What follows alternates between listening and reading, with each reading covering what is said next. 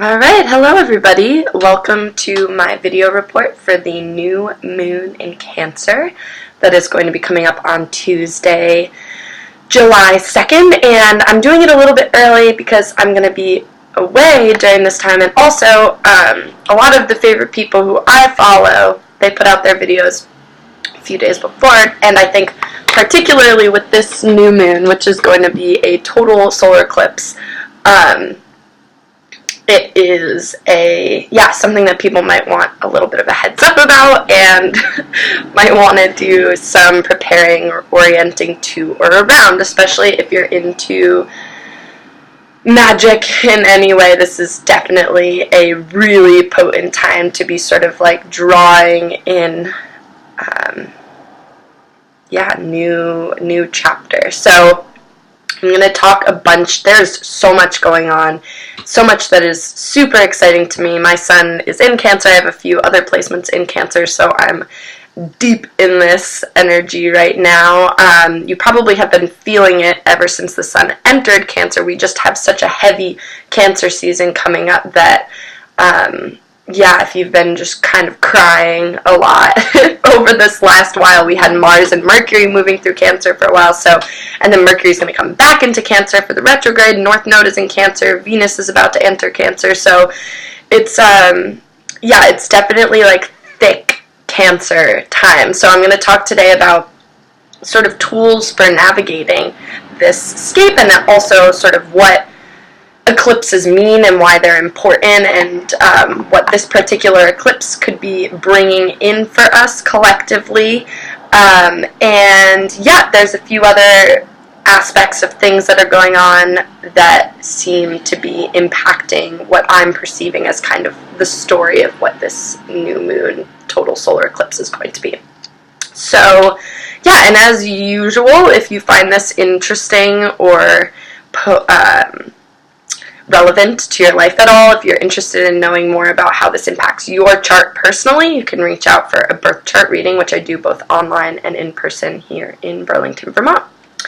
So to get started, I'm going to talk a little bit about sort of the importance of eclipses and why all the astrologers freak out, and why popular astrology freaks out about it. It really is quite a big deal. So basically, when the eclipse is happening, as many of you probably learned in science in 4th or 5th grade, the moon is in a total solar eclipse. The moon is completely blocking the sun from the earth. So this will happen midday in South America, is where it'll be visible from, only in a small sort of part of the world that's on land, a lot over the ocean, and it's going to be happening around 3:30 on Tuesday, July 2nd, Eastern Standard Time. And so what is happening here is it's basically blocking out the sun's, it breaks the auric field of the earth, and so this sort of serves as this portal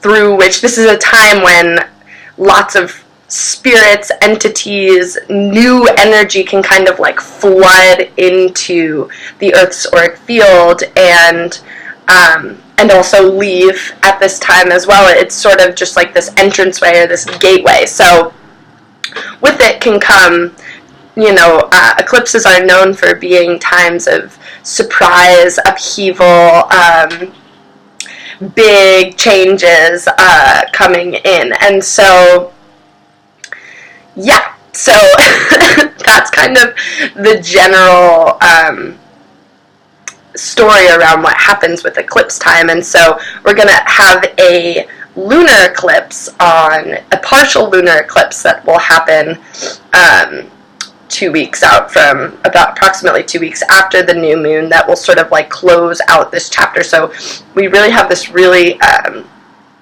important cycle that's going to be going on over the next month or so with this Cancer energy. So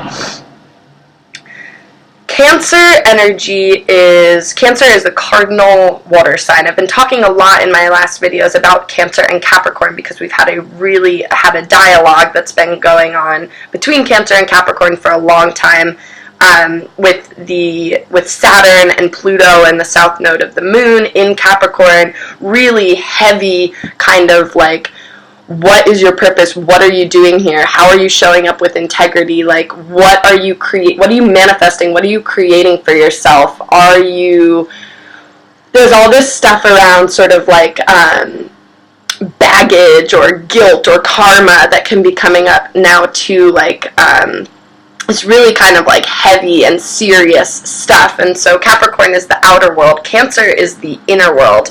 And so the archetypes are often connected with the mother, the father, or sort of the masculine and the feminine kind of energies that perhaps were in our lives growing up, this sort of nurturing, caring, loving, creating an emotionally safe space, the Cancer energy, or the Capricorn energy, which is discipline, rules, boundaries, sort of figuring out how to navigate the outer world.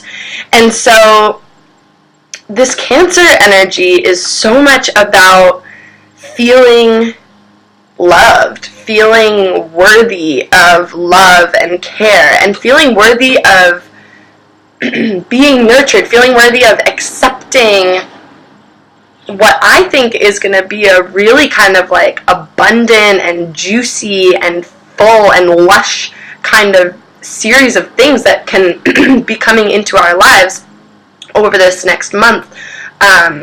Cancer is, with this energy, it's almost like we're being called right now to kind of like, and then we have this Mercury retrograde that's going to be coming up. Mercury has been moving through Cancer along with Mars, creating kind of a time of volatile communications or intensity, pressure around words, communications, miscommunications, things just not lining up with other people, or things coming from a place of anger, almost like tantrums, or it can be kind of and impatience, and kind of just like letting it get the best of letting communication happen without much thought, which could have led to some challenges over the last few weeks. And this kind of story is going to continue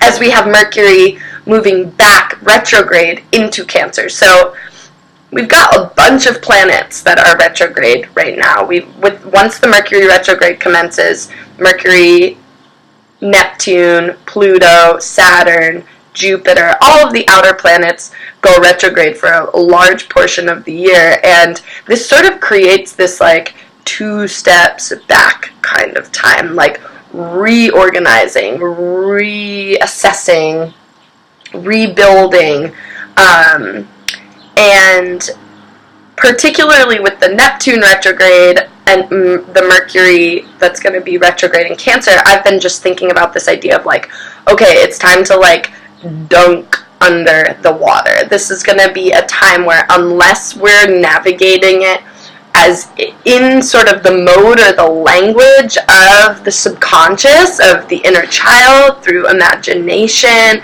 through surrealism, it's going to be a really magic and potent time, but it's almost like we have to kind of get in that mindset or be speaking that language in order to receive the information and the messages that are going to be coming our way. And so that requires a bit of patience and is kind of at odds a little bit with this Capricornian energy that's like, what are you doing here? Like kind of encouraging us to kind of step up, create, manifest, do what we're going to do. But this is, I think, this chapter of this new moon and then this Mercury retrograde is going to be a lot around kind of like getting in, connecting deeply with source. Cancer is just like pure source energy, like, and so it'll be a really amazing time for creative endeavors, for sort of receptivity, where Capricorn is active, manifest, build. Cancer is receive. So almost like, Are we worthy? Are we feeling worthy of receiving these gifts, this bounty, this care, this love that just is unconditional, endless love? Cancer, are we ready to kind of receive what's coming, and not ask too many questions about why or where it's coming from or what it's going to be? I think there's sort of definitely this kind of anxiety that can come up around the new moons, or around eclipses, around like what's gonna happen, the uncertainty of this time. And I think this is definitely a time where we need to feel anchored enough to be able to go with the flow and to be able to receive what's coming in, and really to have faith and to trust in what is happening. So yeah, and then all of the things that we've learned, especially as Cancers, as this Mercury's been moving back and forth through Cancer, around communication, around relationships and communicating in relationships, how are we integrating that into our how we're going to be moving forward? It's a time of integration. It's a time of like alchemical evolution, transformation, and I think the best way is to really be kind of setting ourselves up for that. And one of the other kind of main pieces that is involved, it's in a light sextile, it's like a 5-degree orb, is Uranus in Taurus. 5 degrees of Taurus, the sun and the moon at 10 degrees of Cancer. Uranus in Taurus, which it will be there for the next 6.5 years or so at this point, definitely brings in another layer. Uranus is like electric, kind of,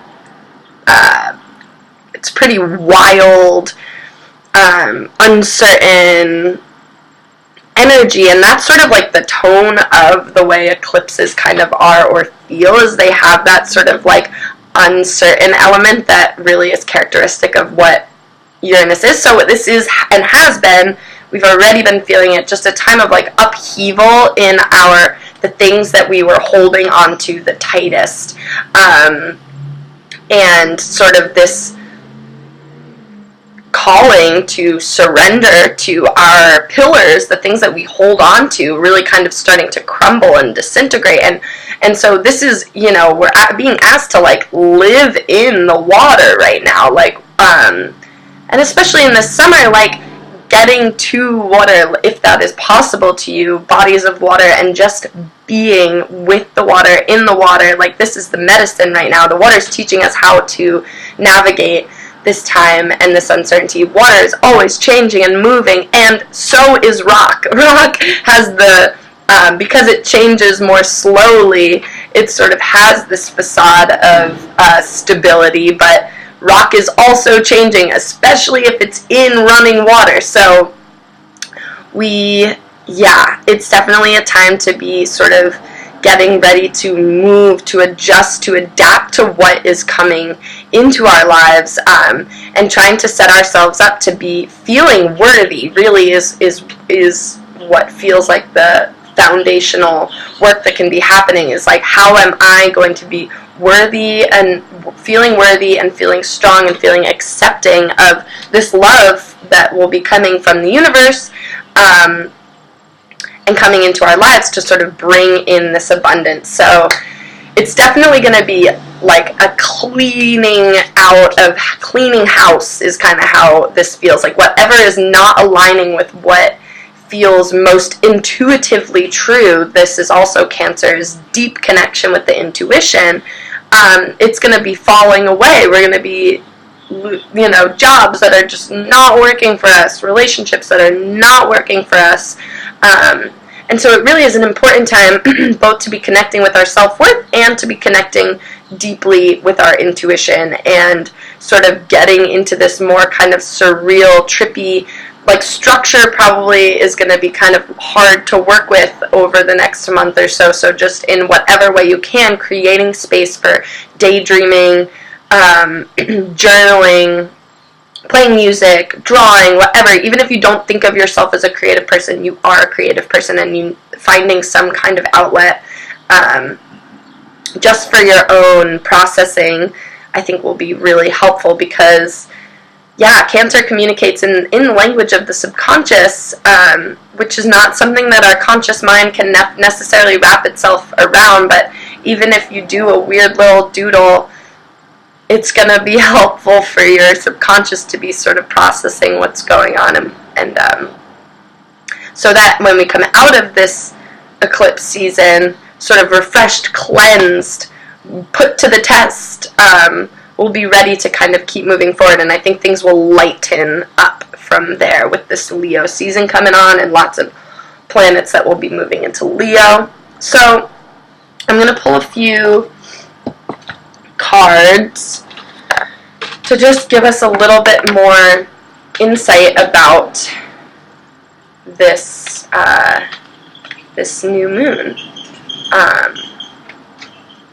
I'm feeling mainly really excited about what is going to be coming, because also with the eclipses, that means that this new moon is happening on the north node of the moon. So the north and south node of the moon, they change signs about every 18 months. They move backwards through the zodiac, and they're sort of like, where are we coming, the head and the tail of the dragon, where are we collectively coming from, and where are we collectively moving towards? So right now we're really working through the shadowy elements of Capricorn, of needing control, of tyrannical kind of leadership, and coldness, emotionally cold, emotionally detached. And again, these, you may have a Capricorn sun, and I'm not directly specifically talking about you. These are just kind of some of the more challenging elements of the Capricorn energy on this whole spectrum of what Capricorn can manifest as. And so, that's kind of all being like called out right now in our lives, and like there's a light on it, and it feels hard and intense. And maybe we're calling it out in other people, and it's a lot. And then the North Node in Cancer is like move into that intuitive space, like center love, prioritize love. So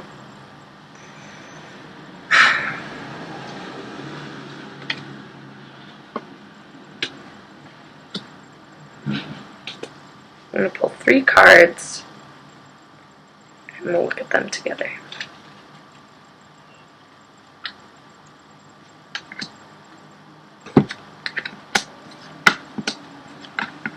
Okay. Wow. Okay, we'll start with this. So the Pentacle Amazon, in this particular deck, this card is associated with the sign of Virgo. So I think that there can be, the advice that's being given with this card is like, and I was just thinking this the other day too, like how peaceful and grounding kind of more mundane tasks can be, like organizing clothes, taking care of plants, doing the dishes, cleaning the bathroom, like finding that can perhaps be a tool or a mechanism for sort of navigating this uncertainty, and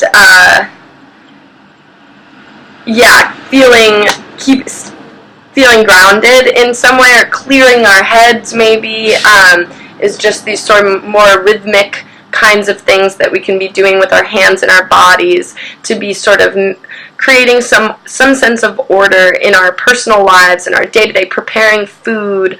So I think that this is really giving us some advice about ways to navigate these two. So up next in this deck, they call this card Art. This is the Hanged Man in traditional decks. This is that Neptune and Pisces energy coming in, being in limbo, surrendering to the unknown, deep introspection. This is a pause.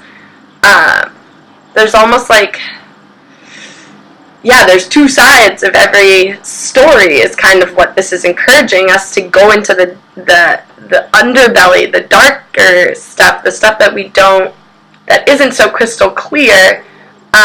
So this may feel like more of this kind of, it's been feeling like this suspended time for a bit now, and perhaps this will be more of that kind of feeling of suspension, dangling, really vulnerable, kind of like dangling out there, as we're kind of, and I used this reference in the last video around sort of like when we're transplanting little plants and their roots are kind of just like dangling, like the vulnerability of that, even though we know that they're going to have a bigger home that's more suitable for them. That's kind of like what this card sort of feels like to me, is that suspension in between and that fear that can be there with the unknown. And lastly, in very similar kind of optics, the High Priestess card. So intuition, deep knowing, working from our gut and our heart. And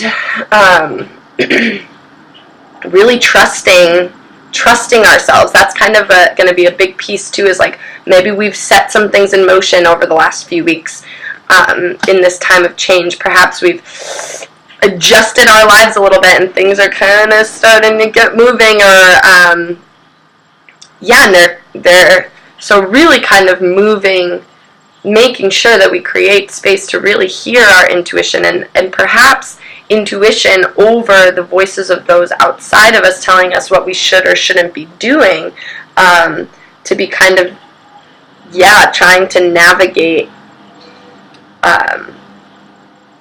this time of uncertainty and really be kind of in this, this receiving mode. I think also Pentacle Amazon can be about abundance and feeling safe and having enough and having what we need, and being engaged in that process in a tactile kind of way. And it does feel, I'm feeling like I want to just pull one additional card to kind of round out this reading here. Okay.